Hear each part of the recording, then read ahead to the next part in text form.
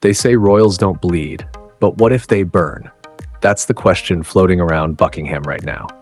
And at the center of this wildfire is Prince Harry, red-faced, barefoot, and ready to go nuclear. But this isn't just some random flare-up in the royal rumor mill. This is personal. This is dangerous.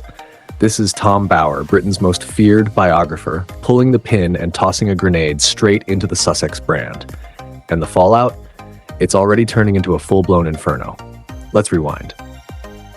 Prince Harry and Meghan Markle have always built their public image like a fortress. Polished portraits, perfect lighting, and just enough mystery to keep people guessing, especially when it comes to their kids. Archie and Lilibet have been kept under a velvet shroud of privacy, rarely seen, never scrutinized. That's no accident.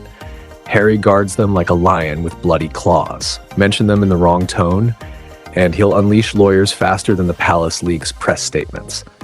But Tom Bower, he's not just anyone. He's the man who doesn't flinch when facing down prime ministers, oligarchs, or billionaires.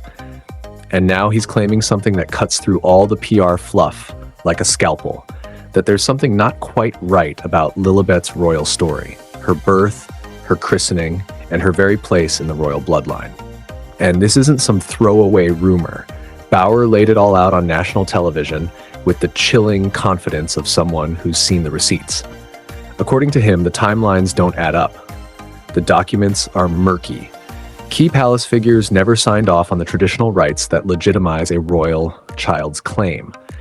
He even hinted that King Charles quietly commissioned a private legal review about Lilibet's birth records. And you know it's serious when the king calls in lawyers inside Montecito. This landed like a missile strike. Within hours, Harry was pacing the halls, raging, slamming doors, reportedly yelling so loud it made Archie cry in the next room. Meghan, ever the strategist, tried to control the narrative. But even she couldn't contain the panic, because she knew this wasn't just a messy tabloid headline. This was existential. If people start questioning whether Lilibet is truly royal, the Sussex brand doesn't just take a hit, it crumbles. Because here's the truth. Meghan and Harry don't just trade in fame, they trade in legacy. Everything they've sold to Netflix, Spotify, and publishers around the world is built on the idea of them being the other royal family. The rebels, the outcasts, the ones who took the crown's sparkle and repackaged it for Hollywood. But if Lilibet's legitimacy gets questioned, that sparkle fades fast. Suddenly, all the deals, all the documentaries, all the bestsellers look like fiction dressed up in royal robes. And Bower isn't done. He's teasing a new book allegedly packed with documents, insider testimony, and what he calls the definitive truth about the Sussex children. That phrase alone reportedly made Meghan slam her laptop shut mid-Zoom call, because she knows what's coming isn't gossip. It's a calculated strike. And unlike a tabloid blogger, Bower doesn't miss. Meanwhile, the palace has gone dead silent. No denials, no clarifications, nothing. And that silence, that's what's driving Harry insane. Because when Buckingham goes quiet, it's never an accident. It's a message. Louder than any press release. We're letting this play out. And Harry knows what that means. He's not just losing control of the narrative, he's losing the one thing he thought he still had, the illusion of safety. The panic inside Montecito has turned surgical. Meghan's team has gone into overdrive, flooding the internet with distractions, charity updates, curated motherhood stories, subtle rebranding of her lifestyle products, anything to push Tom Bower's claims out of the algorithm.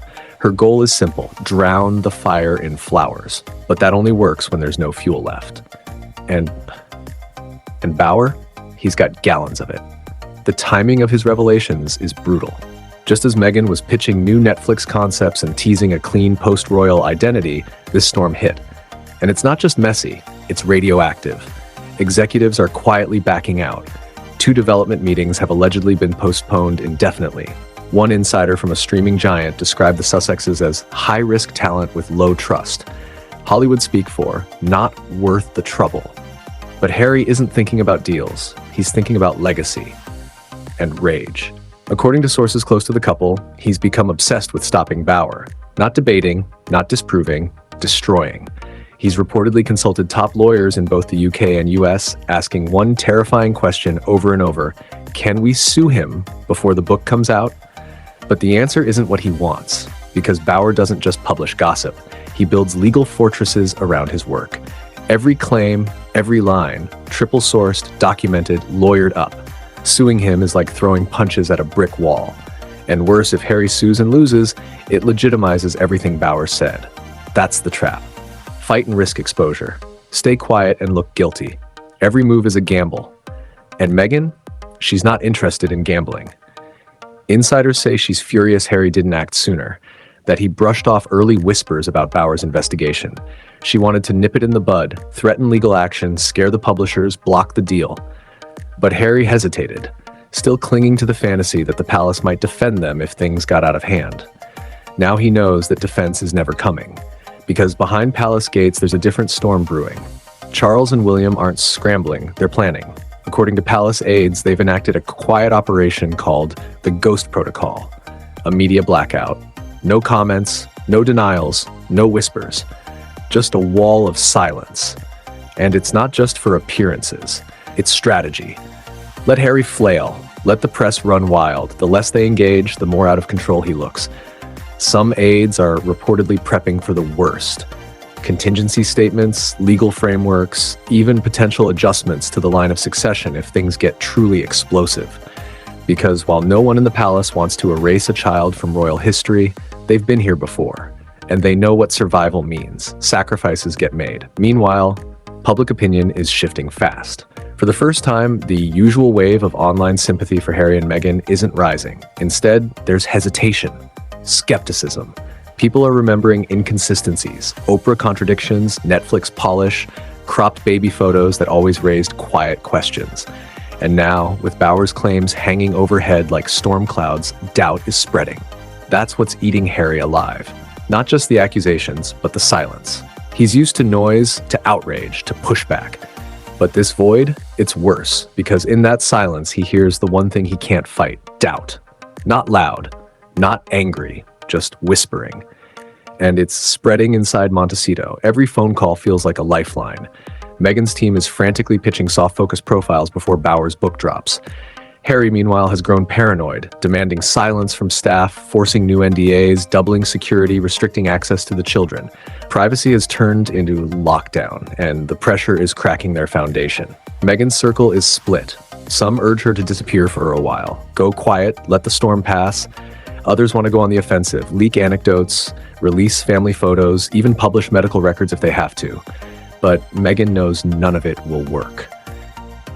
The moment you try to prove a rumor false, you give it power. And this one is rolling downhill like a landslide. Bauer hasn't said a word since the teaser, but that silence is working harder than any PR blitz.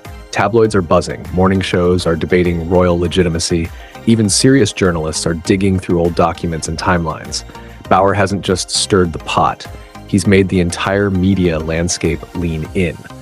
In London, the palace remains still. William cancels nothing. Charles focuses on state matters, but behind the curtain, crisis meetings are underway. Legal advisors flipping through dusty constitutional handbooks asking what happens if a recognized royal child is suddenly not. It sounds medieval, but this is monarchy. Bloodlines are everything, and insiders say Bauer timed his release to land just before a major royal event. Charles appearing before Parliament in full ceremonial attire. Crown polished, cameras rolling, the nation watching. If his book lands before that, it could derail everything. And Harry knows that's the point. This isn't just about him anymore, it's about destabilizing the throne at its most visible moment. But the real fear isn't public backlash, it's permanence. If this stain sticks, it becomes history.